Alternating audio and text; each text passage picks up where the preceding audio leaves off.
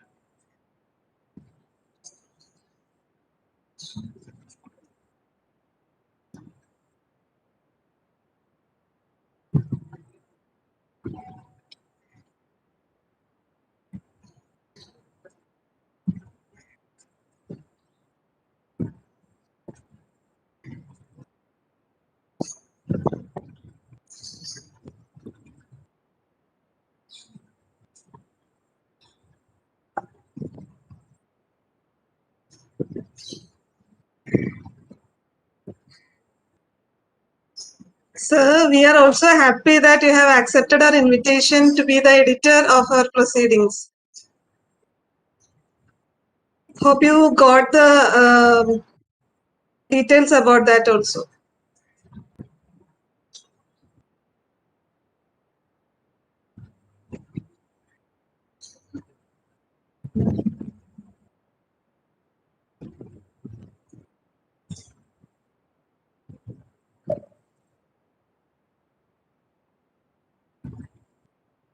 You are not audible, sir. Yeah, it's okay. It's okay. Perfect. Thank you. Thank you, sir.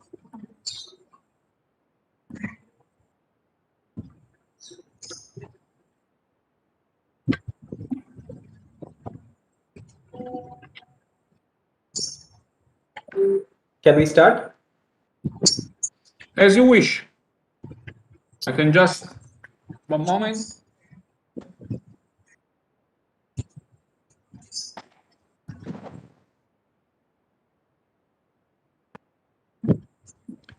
Okay.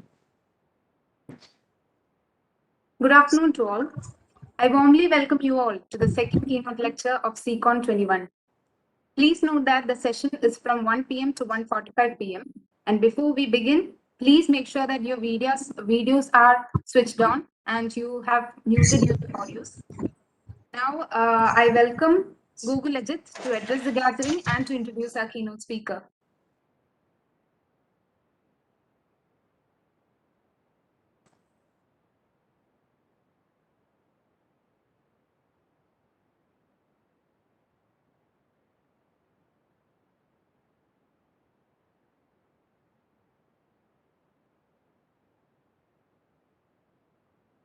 Okay. Excuse me, Gokul. You are not audible. Google, you are muted.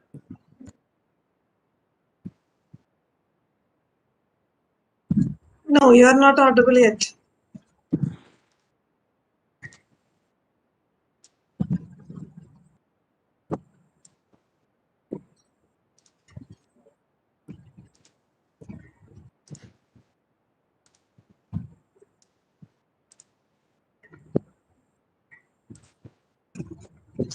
Yes, sir. Immediately after the welcome, you can start, sir. I think our student will be joining now. Sorry for the inconvenience, sir. So, a Now, warm am I welcome. audible? Okay. Yes, yes. Yes, Gokul, you can Yeah, start. Gokul, you can start. So sorry for the inconvenience, sir. So a warm welcome to everyone present here. With great honor, I'd like to welcome the guest of the day, Professor Giuseppe Carlo MARANO, who will be the speaker for today's second keynote lecture, based on machine learning in structural health monitoring, the past, present, and future. I also welcome the audience who have graced the event with their presence. With great pleasure, I'd like to give a brief introduction of our speaker, Professor Giuseppe Carlo MARANO. A civil engineering graduate from the Technical University of Bari, Professor Giuseppe started his career in civil service as a naval officer and is now the Professor of Structural Design, Department of Architectural and Civil Engineering Science, Technical University of Bari, and the Visiting Professor, Structural Design, Hunan University, China. Sir is also a consultant on analysis and design for steel concrete structures for Metal Iron, a consultant on structural optimization for SoftLab, and also a consultant on bridges vulnerability analysis with IGEP. Sir has received numerous awards for his contribution in the industrial and teaching section for his irreplaceable contribution to the scientific community. Sir has also got numerous publications in various research journals and has also won huge grants for research work. With more than 26 years of solid work experience and contribution to the civil engineering domain, Professor Giuseppe Carlo MARANO is here with us for the second keynote session for SECON 21. Hearty welcome to you, sir, and over to you.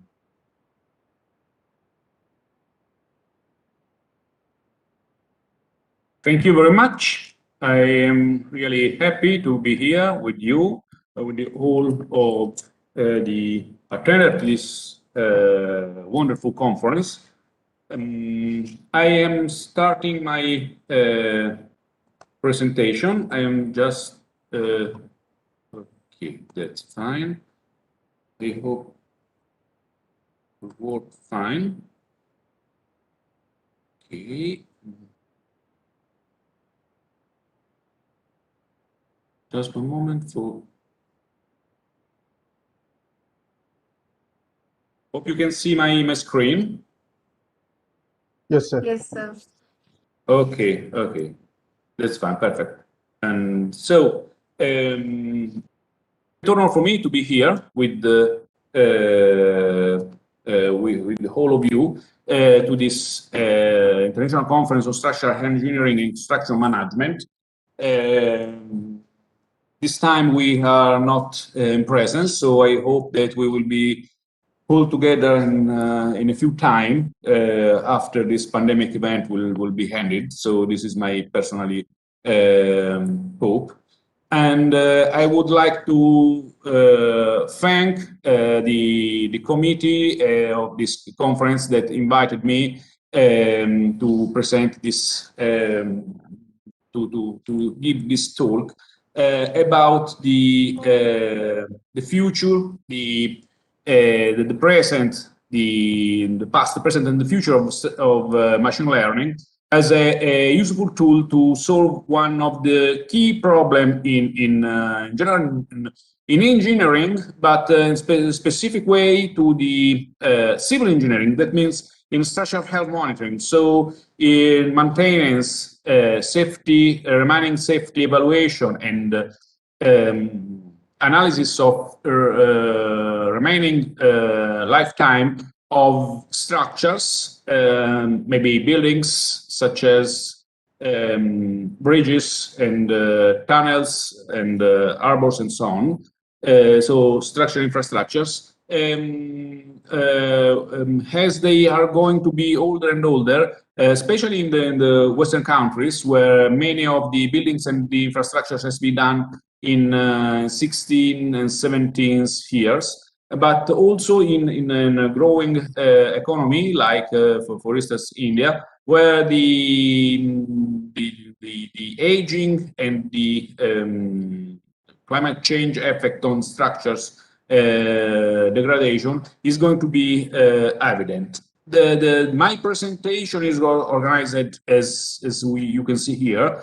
So after the greetings and acknowledgements, I start with something about the history and the state of the art of structural health monitoring in damage detections, motivation, traditional approaches, as well as the new improvement of applying techniques of artificial intelligence and machine learnings, that is a subset of artificial intelligence, as I will show you in a few minutes.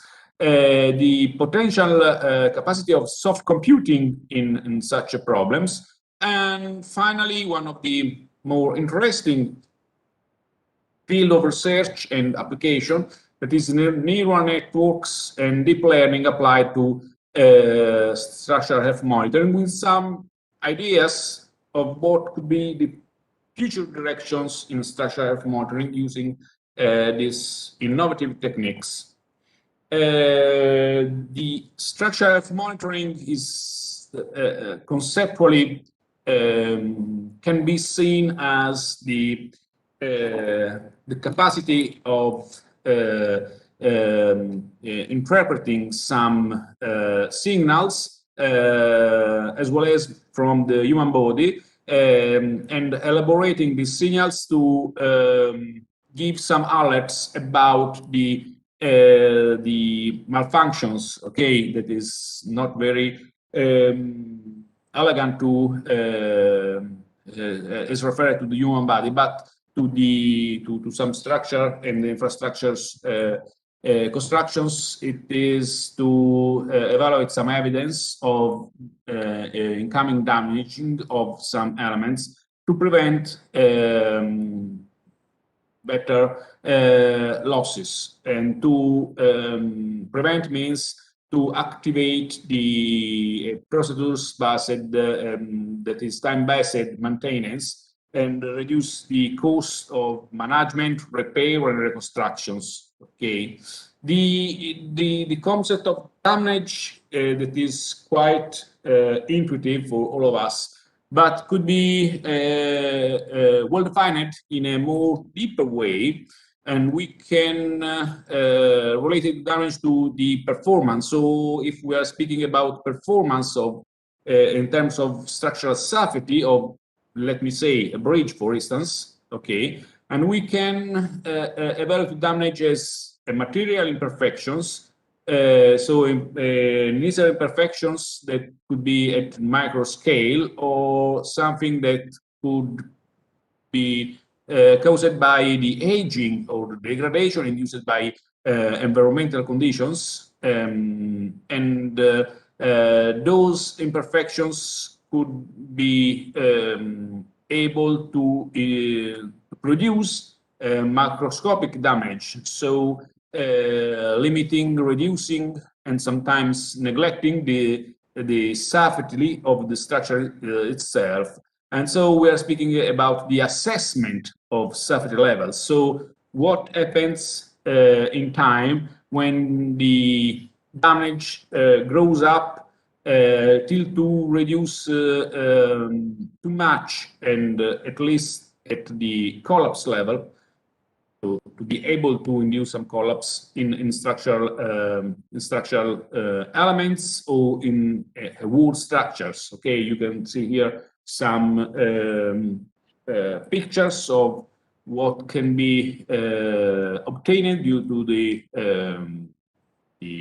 damage. Okay, and so the question, the main question is, well, what are the causes and the origins, just to have a good idea of what should go happens. Okay, how to prevent or at least mitigate the evolution of damage. What can be do, or how can be have an idea of the consequence that the damage could produce, how fast it grows, and what is the factors that could interact together. So multiple elements that could be taken into consideration to evaluate the reduction of safety. And the structural health monitoring could be listed in different approaches. So from the simple maybe and to the harder, and so the conditional monitoring, when structural health monitoring is involved in rotation machinery, the non-destructive testing for characterization of damage in terms of severity check, and when you just know where the damage is located, the health and usage of monitoring system, especially for rotorcraft drive train, with specific reference to fatigue effects, the statistical process controls, and it is well used in industry, checking the changes in a process, and this is, as I will show you now, someone is trying to, as we in Polytechnic of Turin, we are trying to use those approaches in civil structures, and the damage prognosis to try to establish the remaining useful life of a component or at least of a system. And so what is we can say the hierarchy of structural health monitoring. We can say that we have two different approaches. Well known and maybe the most likely for civil engineering, for civil engineers, it is the model-based parametric approach.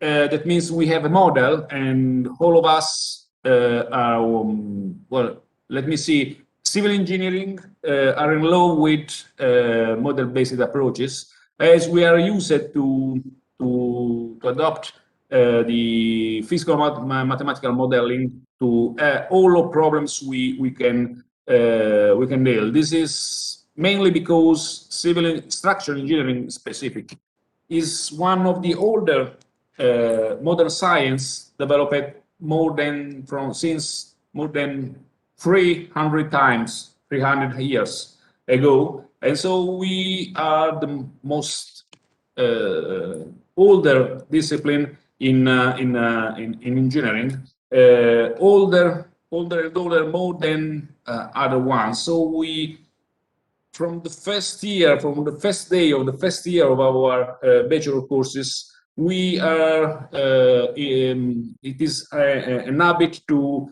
describe any kind of problem in terms of model. Okay. Moreover, modern computer science, and I'm specifically speaking about the artificial intelligence, is improving the data-driven approaches, non-parametric approaches. It is something like a black box, or at least a green box. We have no experience, just also in the teaching. So in the teaching program for students, we are not very happy to, or very useful to deal with those approaches. Anyway, they are able to give us some extremely interesting results, especially in a complex problem where parametric approach are not able to solve or to be used or to be used effectively in terms of results. So, well, this is here are listed the elements necessary for structural monitoring, starting from the sensor data actuators, data acquisitions, signal conditionings, the developing of statistical models, and then again the decision making to support the decision of maintenance, the people that are in charge of maintenance. And so we can see here the flow chart. Starting from the signal processing, we have some records in time typically, of some features, maybe acceleration, deflection, temperature, something like that. And we, first of all, we do some signal processing. And so we extract some results in terms of frequency in this case, for instance. Then we can adopt a non-parametric identification. So extract for some, in this case, for instance, the main frequency, damping, and modal shapes. Or we can adopt a non-parametric model. So like in AR or approaches. So having or developing a model able to describe the result. Very interesting is to use the state estimation. So using approaches like the Kalman filters, okay, where the deliverables are estimate the full response. So we have a forecast of future results in terms of some features that we are monitoring, okay. And finally, the damage detections evaluating as deliverables the possible damage acting on a system. The dealing with a damage is quite important, as damage is an evolving quantity. And I say damage in terms of what we are more interested in is in safety evaluation. So starting from an initial state on the left of the screen. So here from the construction stage, initially we have some uncertainty about the performance index, but typically we are enough safe as the distance from the limit state of those performance indexes is quite greater. Anyway, after some time, we have typically a variation in this index, in this safety index, that tends to be reduced faster and faster, and also the uncertainty about it grows up fastly as effect of time. So we can say nothing then. We are applying the second thermodynamic principle to the information level. And so the longer is time, the higher is the uncertainty. So it grows up with time, of course.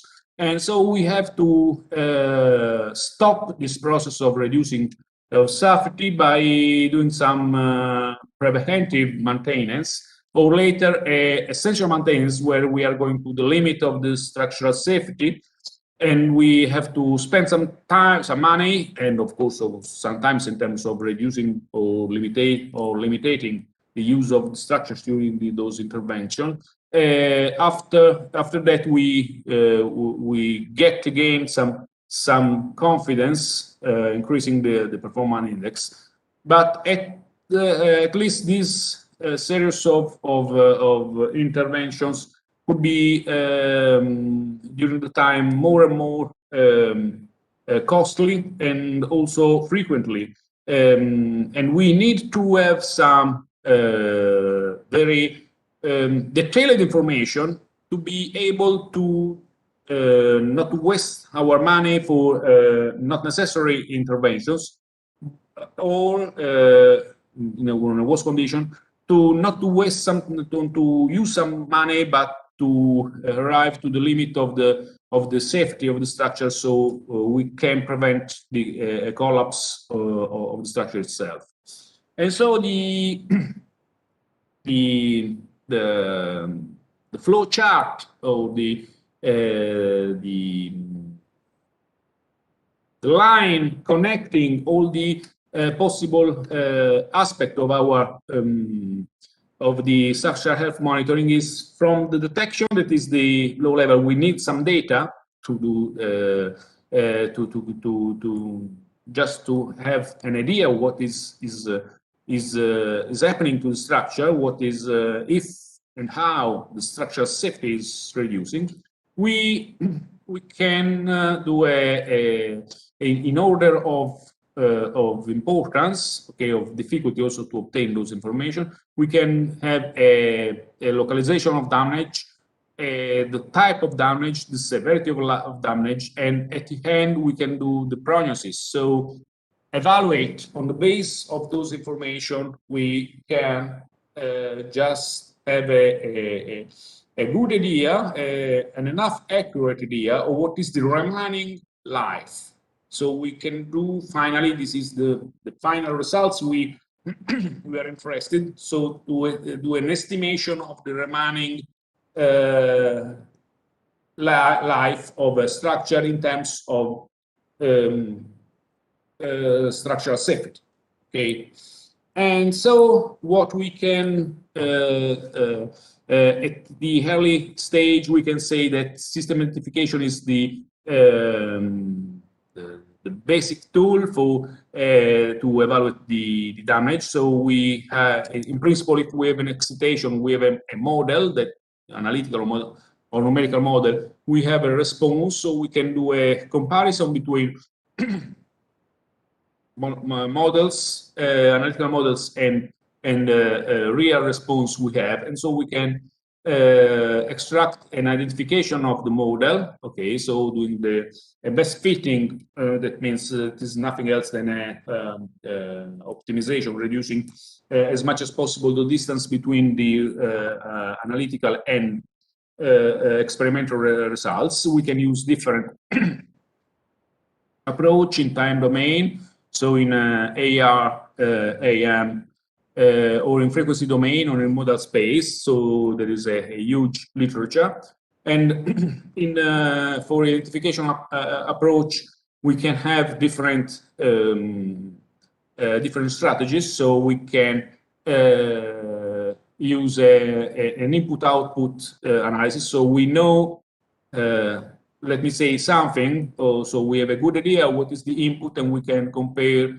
we can date the filter, that is the model of the structure. Still, we have a comparison with the output, or we can have also an output only. So in this case, we can use, as I show you before, a frequency domain, sorry, time domain or time frequency domain approaches. And for instance, the experimental model analysis, sorry, here there is a high, too much higher. Okay, so we can start from an experiment. We have the data, we perform the identification, and finally we have the model of the structures we are analyzing. Okay, and the operational model analysis, that is, it depends on the stochastic nature of the excitation input. That is a common case in many real structures where we have just an idea of some varying action on structures. Could be natural input, or also human-induced input. I'm speaking about, for instance, wind or traffic, if we are speaking about bridges. Okay, and we do not need of measure of excitation input. In this case, it is an output only. This is the main advantages, as in many cases it is quite difficult to have an idea or a realistic model of the input. Okay, and it characterizes the system, the system structures plus the operational and environmental. And from the state of the process, we can start from operational evaluation. So there are some environmental situations, maybe weather, climate, temperature, or traffic level. We have some data acquisition in time. We extract some features, and then we finally obtain some statistical modeling for the feature classification, and we are just going to machine learning technique. Okay, the data-driven paradigm flowchart, and data-driven means essentially non-parametric. So we have no model of the structure. This is the innovation. Okay, it starts from data acquisition, okay, so the data processing. We have sometimes, or maybe often and often, use different kind of input. So we are speaking about acceleration, rotation, stress, evaluation, and so on. So we can mix together different information using a sensor fusion approaches. Okay, then we can using filters and whitening process. Processing the signal, and then we can extract some features, okay, from those signals. Could be some defined features defined from the operator, or maybe some we can see with the unsupervised learning technique. Could be a machine defined feature, okay, and then we select some features able to describe in a with maximum sensitivity the structure, the safety of the structures, and we can do a pattern recognition. Finally, from pattern recognition, when we have that some features is out of its safety domain, let me say, you everybody can understand what I mean. We can do some decision. And well, getting with the machine learning approaches, we can deal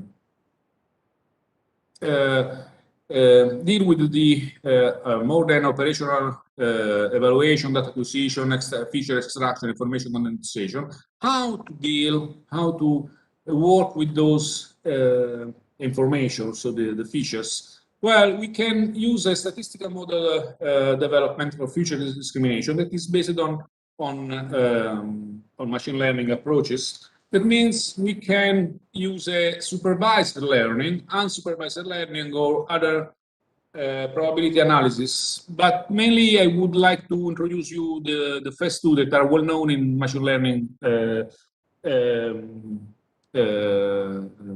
languages. Supervised learning means we can teach to the machine, okay, it's like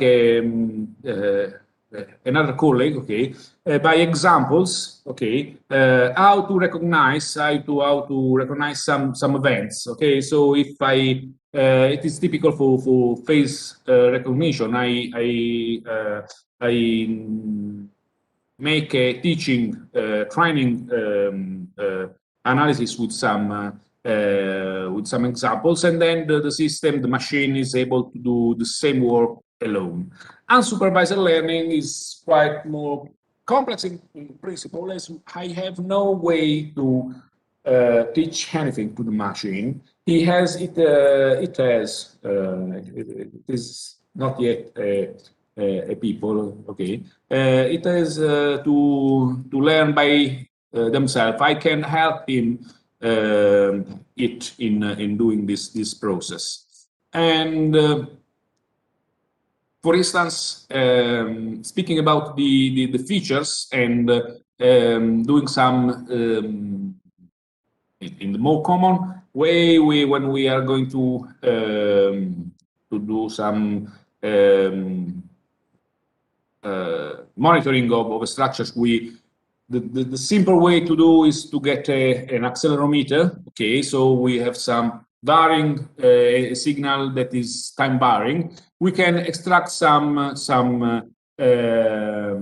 raw features. Here are listed some of them. We don't know if they are more or less effectiveness between them, or there are any more, or a linear combination of them that could be extremely able to describe in an early way, so with high sensitivity, from the variation of the system response. And so we can speak about the peak, the mean square, the variance, the standard deviation, the probability distribution index, maybe the mean variance, or the kurtosis and the skewness, and so on. And we have also a good problem is to choice of sensor and location. This is also a problem in the problem, as we have to decide what kind of sensors can we use and where to locate those sensors.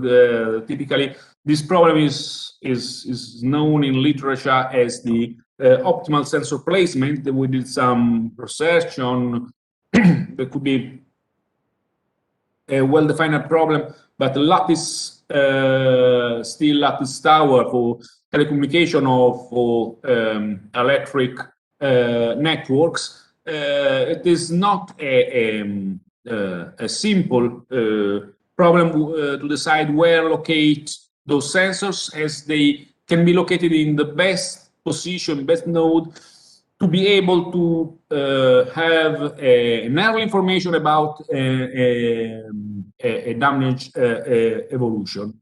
And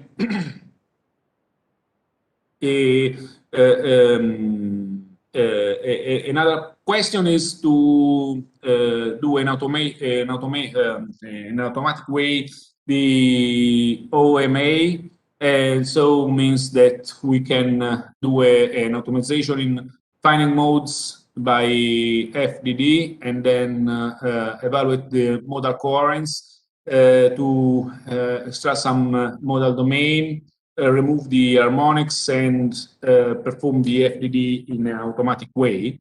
Okay, and all those problems that I've listed in could be approached by in a sort of automatic or supported way by the modern approaches in artificial intelligence. Okay, I'm speaking about the whole area of research and the application of artificial intelligence, and it refers to the branch of computer science that develops machine and software with a sort of human-like intelligence, so able to solve problems without models. That is the key of the problem. Okay, so and artificial intelligence-based solutions are good alternatives to conventional engineering design parameters when testing is not possible. And the structure of artificial intelligence is a huge subset, a huge set that is inside. So let me see. Artificial intelligence is try to simulate human-like reasoning, intelligent behavior, and autonomous decision-making. But inside artificial intelligence, the machine learning is a subset that is, well, what I just tell you before is the ability to learn without being explicitly programmed, so without a model. So computer program which learn from experience, so from a test, and automatically discover of hidden regulations and relationships from data. Okay, and a subset in machine learning is the deep learning. That is the part of machine learning which focuses on deep neural networks. So the use of a deep neural network that I will deal at the end of my presentation. So very fastly in this, so the classification is one of the main area of research and application of machine learning.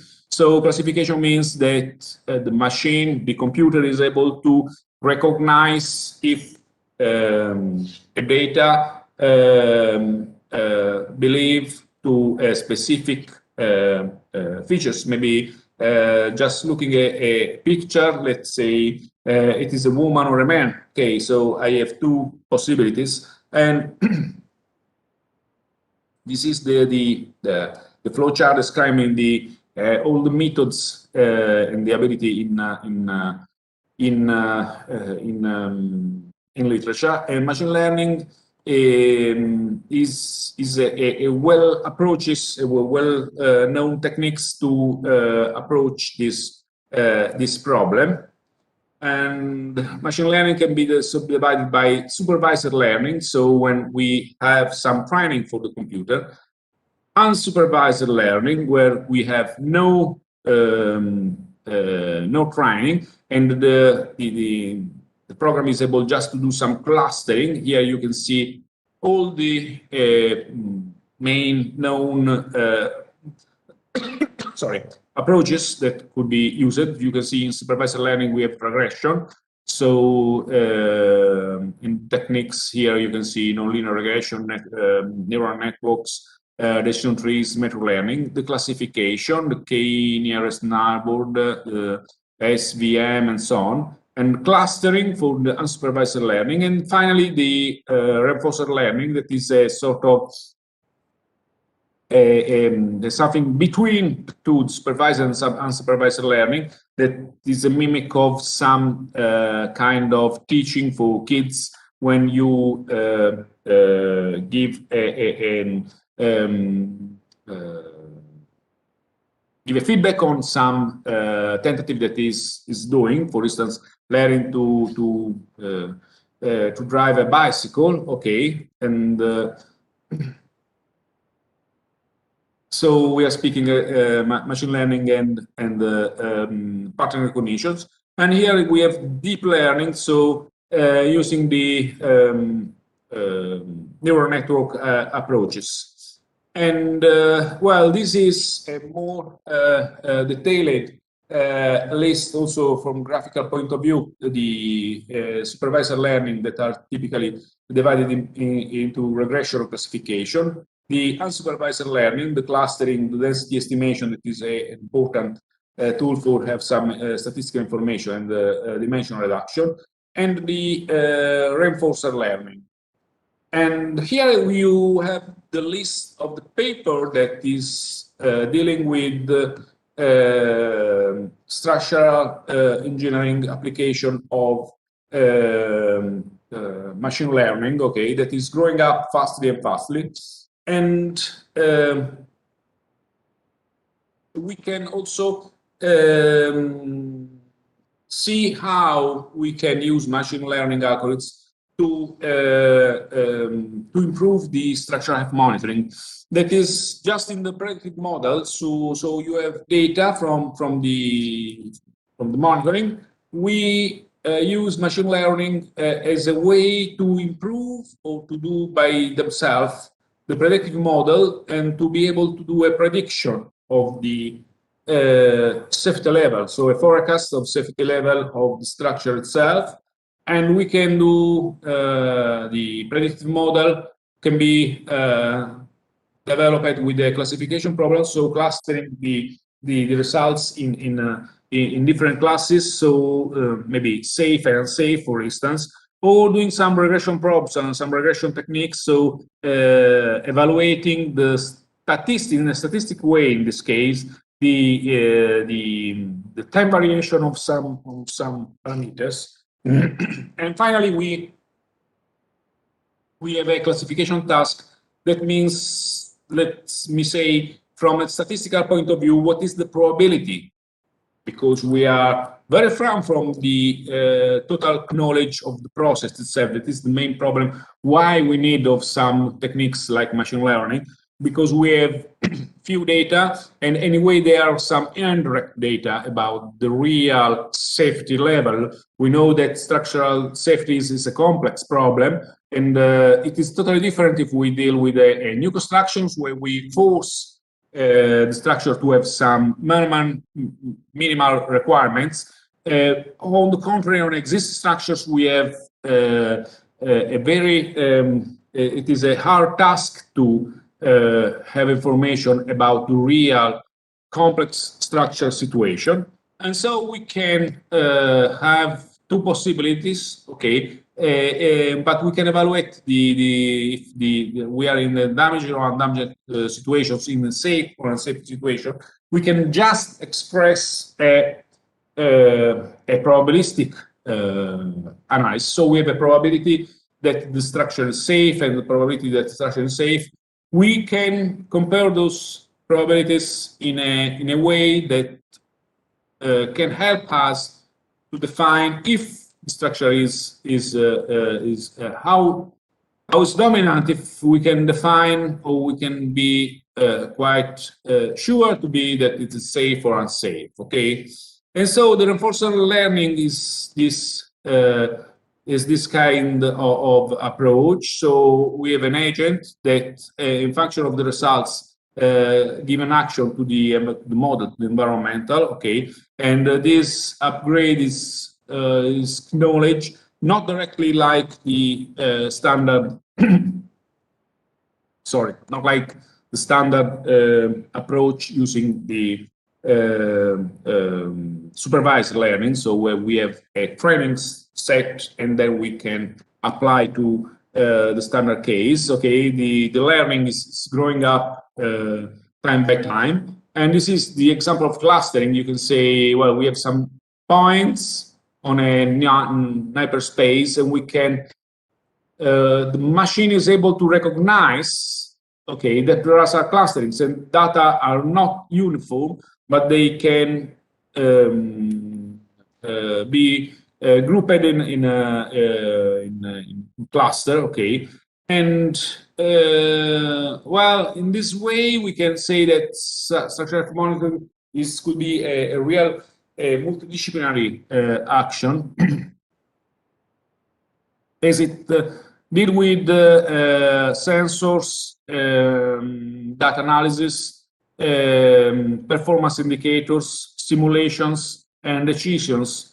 So we have that probably nowadays structural monitoring is the hardest problem in structural engineering. Okay, and just speaking about the identification, it is the first step of soft computing approach, of the machine learning approach. Could be the parametric one, so using a sort of approach where we have a sometimes like a model, or a non-parametric one, so in case of artificial neural networks, okay, where we have a black box, we don't know what is happening, okay, and the search for at least one mathematical model to minimize a suitable distance or error function between the predicted model and the dimensional response from the real structure, okay. And the updating of the parametric model could be useful to have an idea of where the damage is located. So starting from the safe structures, we can, and having some results from monitoring, we can try to force the system to be updated to minimize the distance between analytical and experimental features obtained from the real structure. And this process, this model updating, is done by just trying to give an idea of where and how severe is damage on structures. We have to take into account that, differently from standard problems, we are often in the case of a problem that is a not unique solution. So it is, and the solution is, of course, we have no assurance it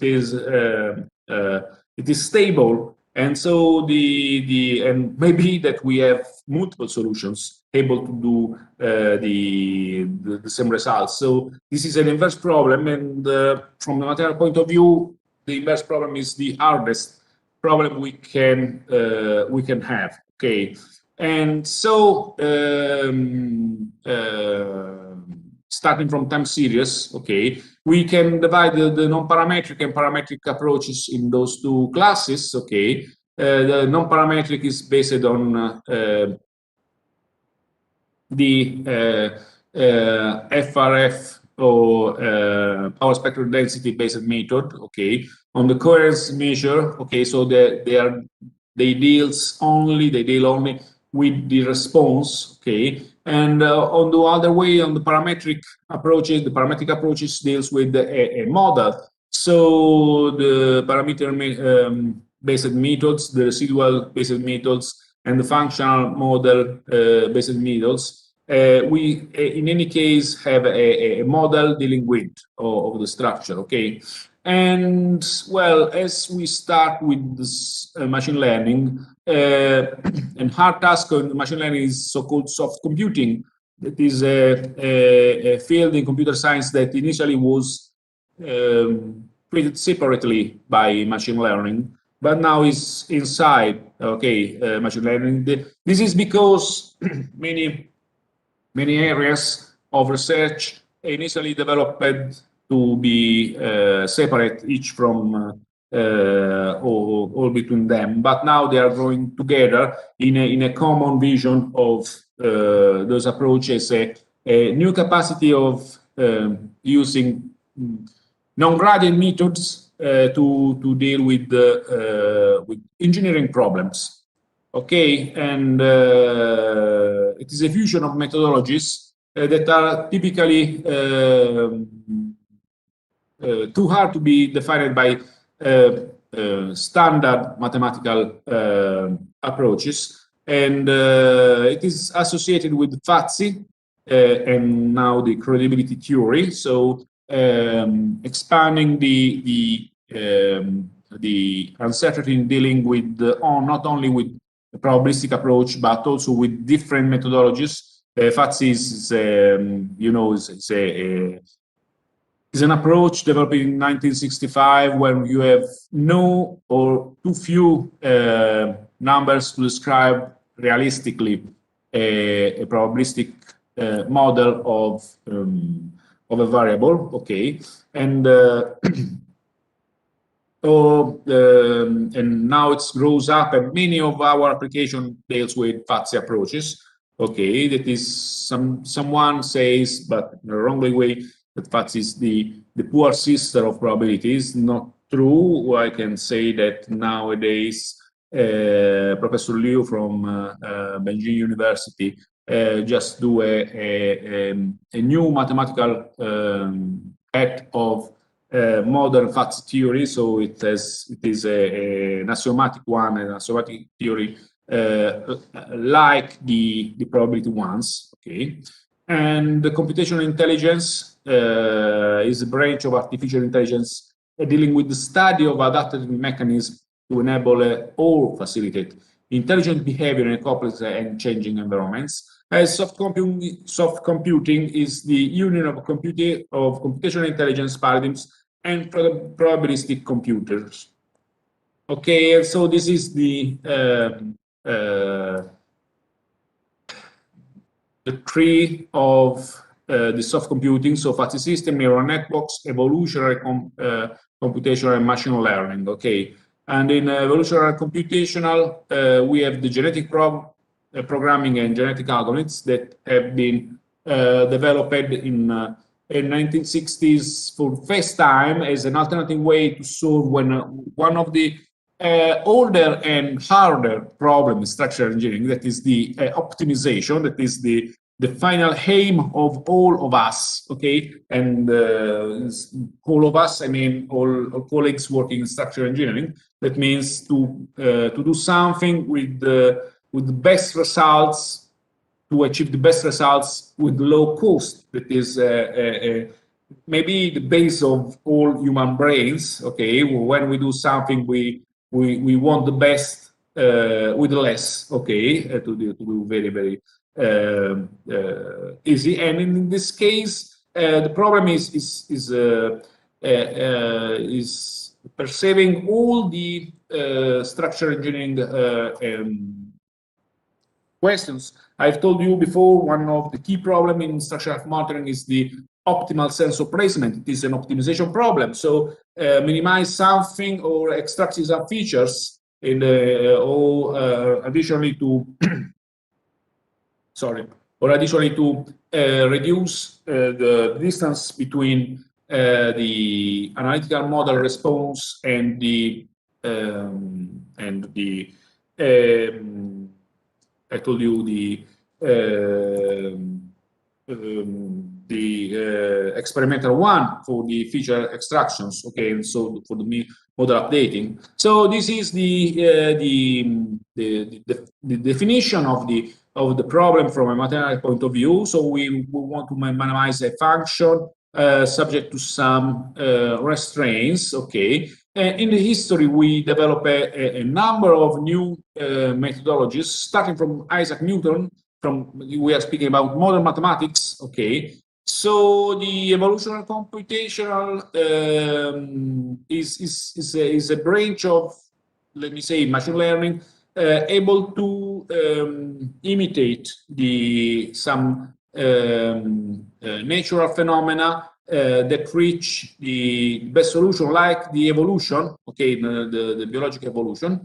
Okay, here we have a list of the maybe hundreds at this time proposed evolutionary algorithms developing in the history, and all of them are under the head of meteoristic algorithms. The most known is genetic algorithms. What we have, as it has been the first one developed in 1960s, 1970s. But we have that is based on evolutionary algorithms, but we have algorithms based on physical evaluation, on swarm-based, on bias, inspired nature experience, and so on. Okay, and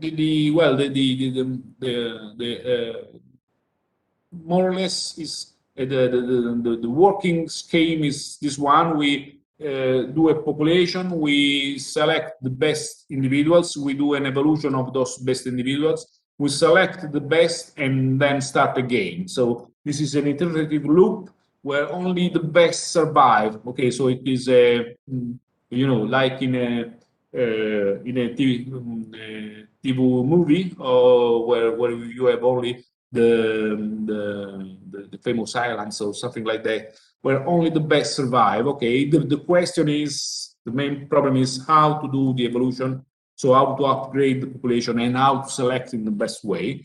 The first one was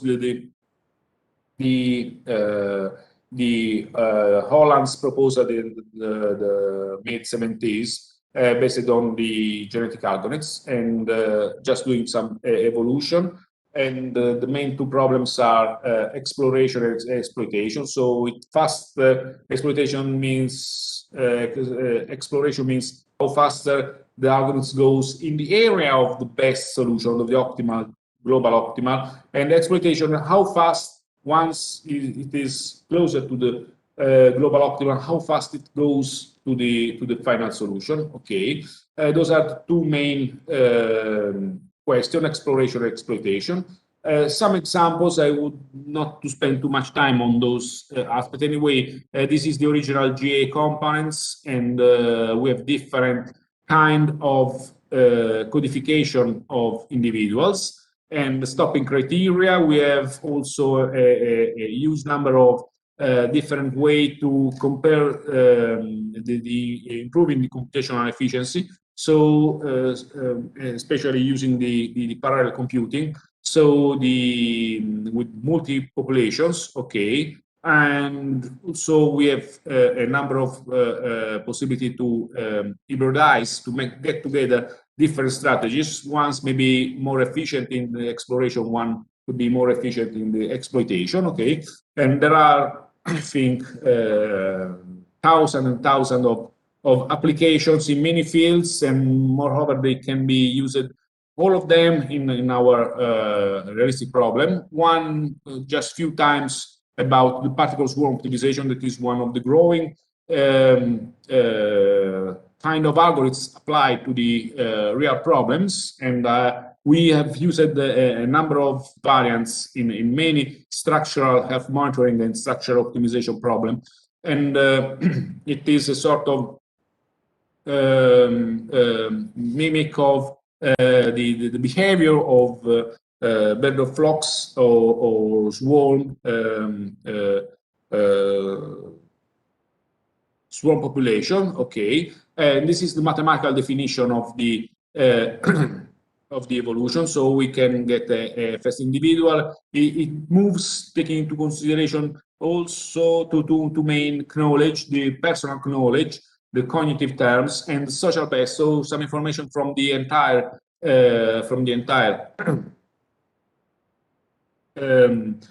group of population, and we can link together the different individuals of a swarm in different way. So we have a huge number of full connected networks or ring neighbor or something like in the middle. Okay, so the connection is a key point in those algorithms.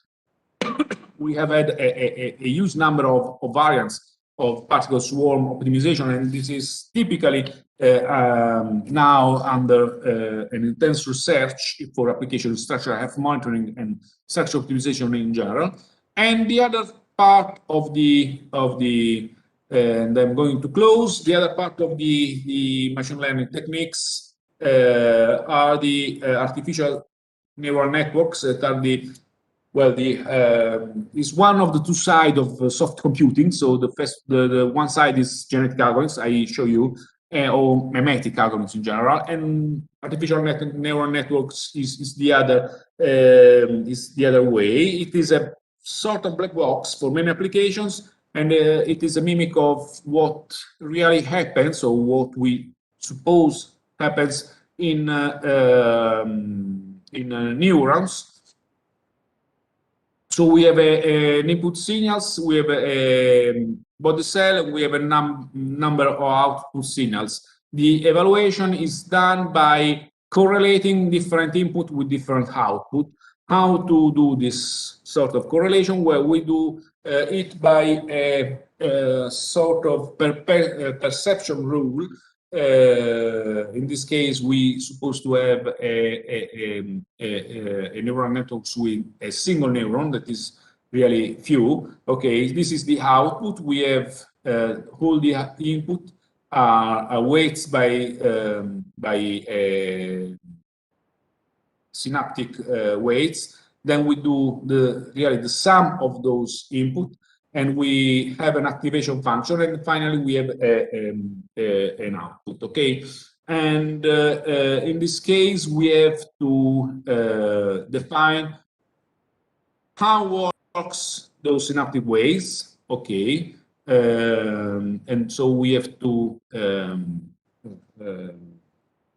do an update of those results, okay, of those parameters, and also to learn how to define the activation function, okay, and we can do it by learning, initial learning, okay. Activation function is something that means okay, the information is interesting for me or it's not interesting, and we have well known the heavy side or sigmoid function are ones of the first used and still now is a well-known state of the art about the definition of the sigmoid function, okay, of the activation function, sorry. And the feed-forward neural networks combines more perceptions in layers, and this is a quite more interesting application of neural networks. Training is done by backpropagation technique. Okay, so we know the results, and we would like to update the neural networks parameters just to minimize the distance between the real results and what it is able to predict. Okay. And we can have also different architectures in artificial neural networks, where we can have different input. Here, a single layer, so all the input goes to different neurons, and each neurons give a results. Here we can have the same, but neurons do not produce the results. They produce the results that goes to another hidden layer of neurons. Maybe typically it is smaller, so we have a sort of concentration of information. And deep network is more than one hidden layer neural network. So this is a standard approach. So what we have is the application, for instance, of artificial neural networks in structural health monitoring is doing the starting from the data preparation phase. Okay, we do a training of the neural networks. That means we would like to have some evident examples where we know the results, so we know the input and we know that if and where is located the damage, and so we do the model update of the neural network parameters, and we go ahead. This is in the training phase, and then we can go ahead on the prediction phase. So having some new results without any information about the real state of the structure, we can do a prediction. Okay, and this could be done also using real examples, but it's not very useful for us, as we we do not have, fortunately, a huge number of collapsed structures. So we can do the training of the neural network parameters doing a finite element model analysis. So we can simulate different damage conditions to have to do training, and then we can use the so-defined neural network to predict effectively the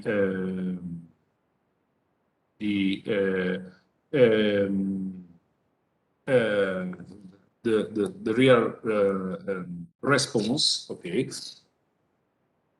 And we have some also, we are at state of the art of neural networks applied to structural health monitoring. We have some auto-associative neural networks that is a sort of a big filter of information, having a number of different layers inside. And for instance, here I would like to show you in a better way when we have a deep learning. So we have a huge number of hidden layers. You can see here. Each of them can be able to receive, for instance, a time signals and to transfer it to the to obtain some information about the model shape, and in this way it is able to recognize in a better way the possible location of a damage. And finally, I'm going to close my presentation. Convolutional neural networks, that is the state of the art also.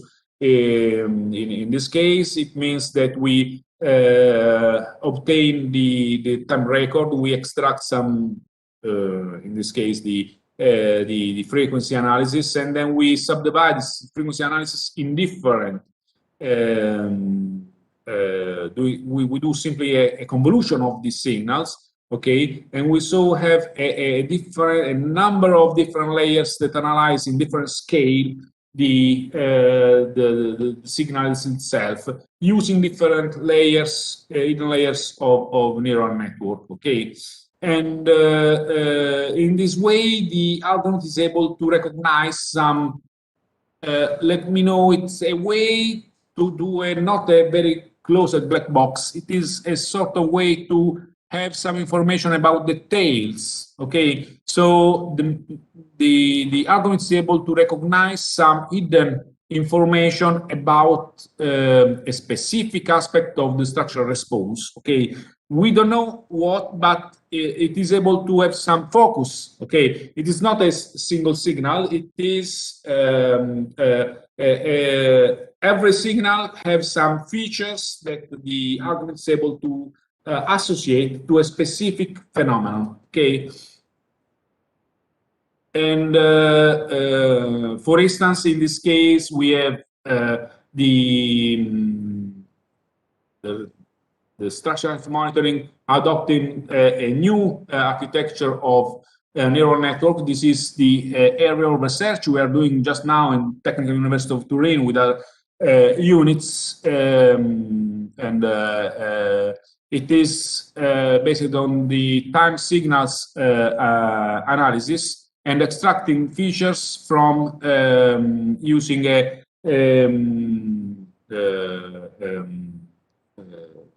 capsular neural networks or using the convolutional neural networks. And those applications is just to the structural health monitoring. And doing some indication about the future direction of machine learning application in structural health monitoring is to use the machine learning algorithms matching together visual inspections, that is a standard in structural in monitoring. Okay, but it is the low level of monitoring, nothing less than this. Okay, but anyway, it is not objective, it is a subjective. All of us know the limitation that this visual inspection has, but we can use it in a quite interesting way. It's a piece of information, structural monitoring and physical modeling. Okay, we have these advantages. We can do some. We have in our knowledge some good model to predict the response. So we can use that, all of us together in machine learning algorithms for the detection, localization, type, severity, and prognosis of the damage in structures. Okay. So the future is also to have a mix about input only, output only results. So we have some. We can mix together with the results with the output also about the environmental conditions. That means I could not know exactly the loads carrying on a bridge, for instance, but I can have an idea, so a raw information. That means I could know what is the traffic level. That is a statistic information about the real loads. We can get together the results from sensor data, and we can join together those information. And once we can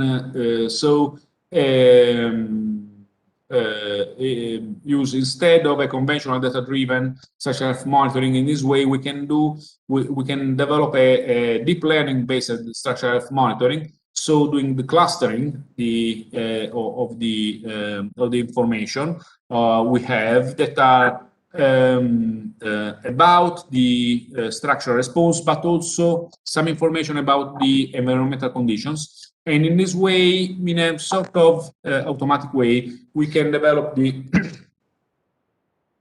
we can develop the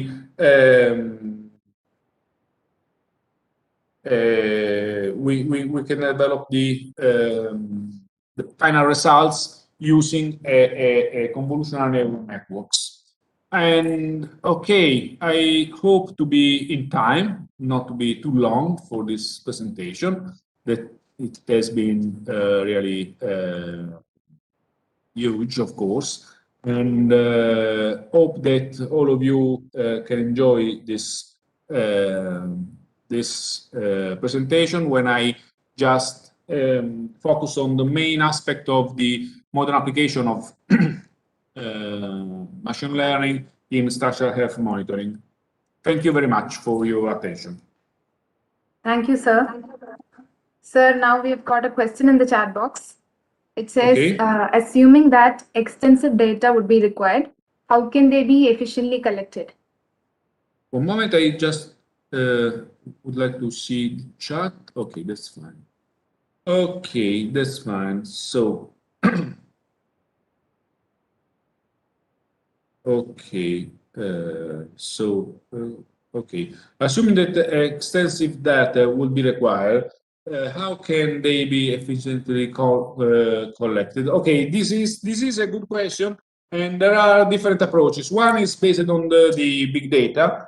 That means we can use modern technologies like 5G and the cloud computing to store a huge amount of data as the capability to share and store a huge number of tons of data could be done. But at the same time, this could be too expensive.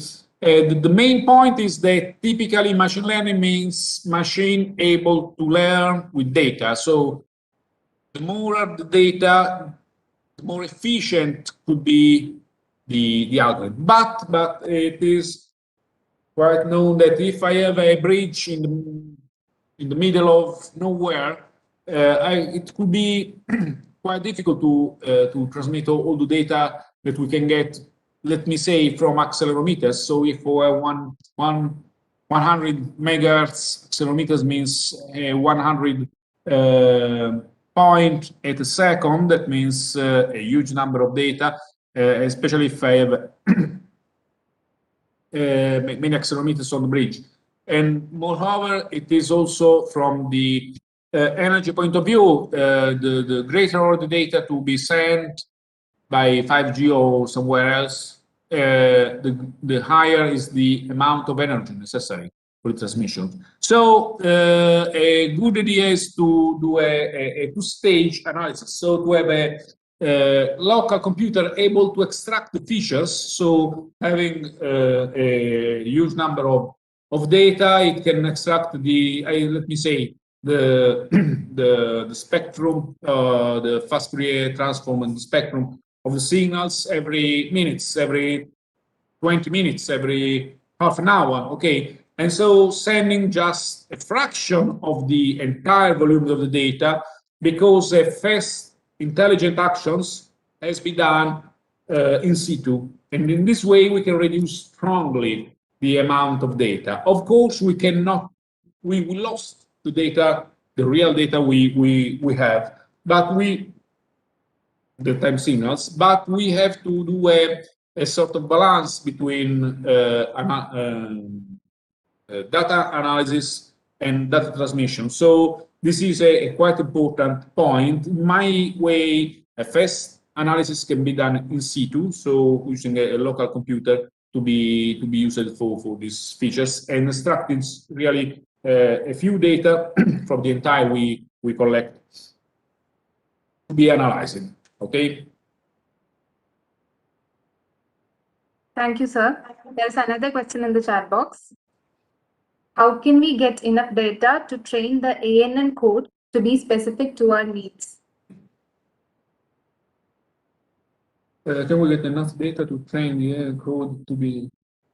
Well, okay.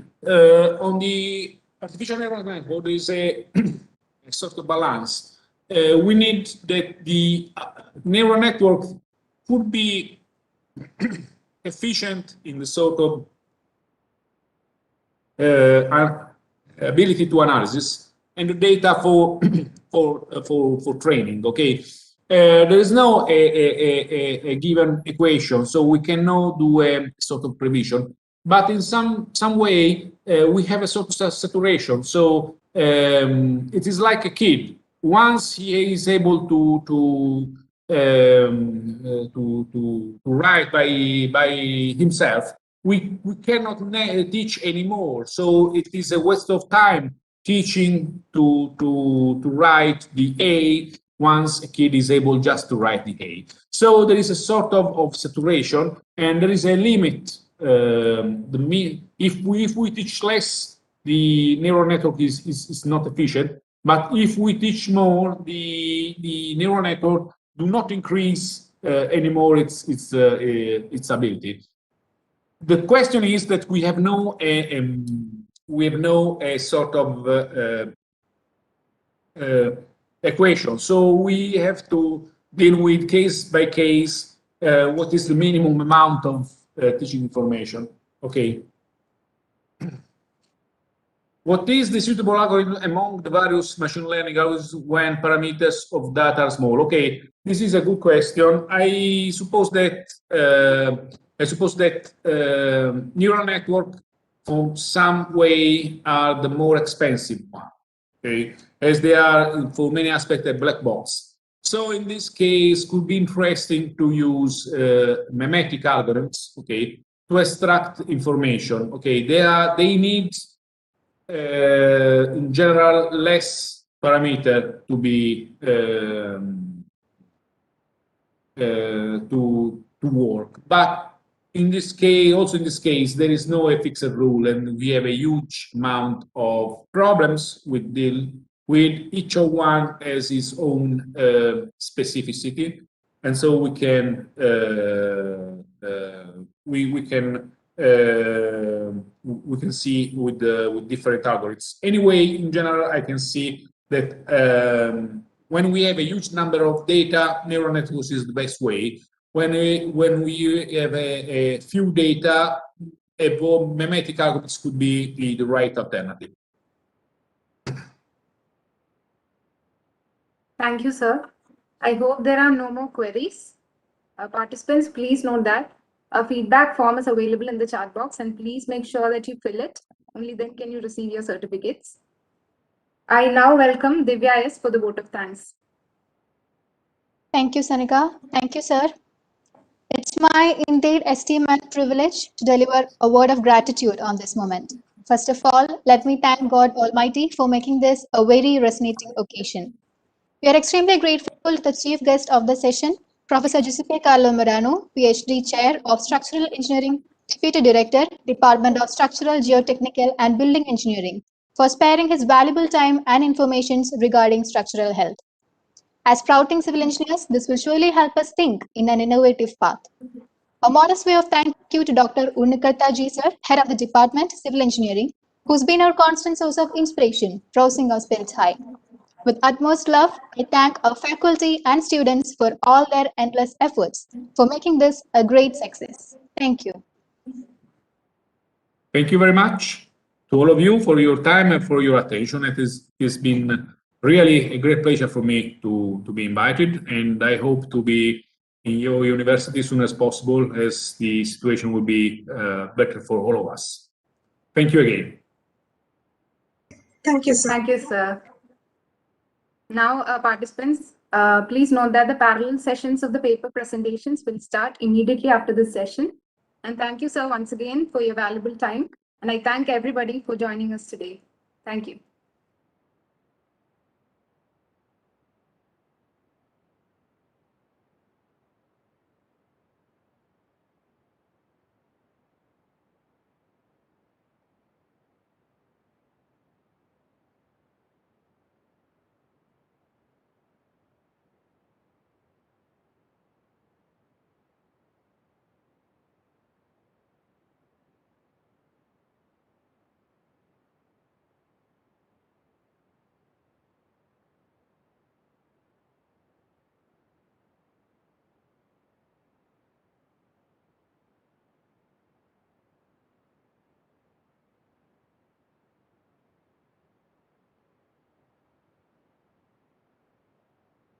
Thank you, sir. You can leave the session.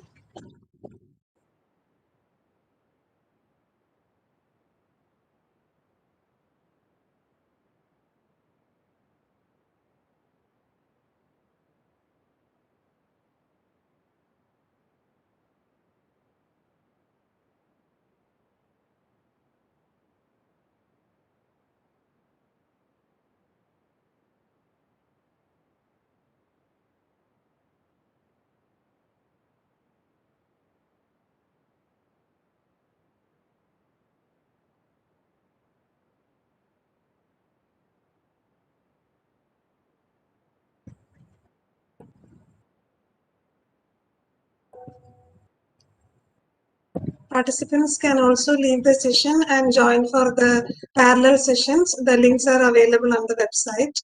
Thank you.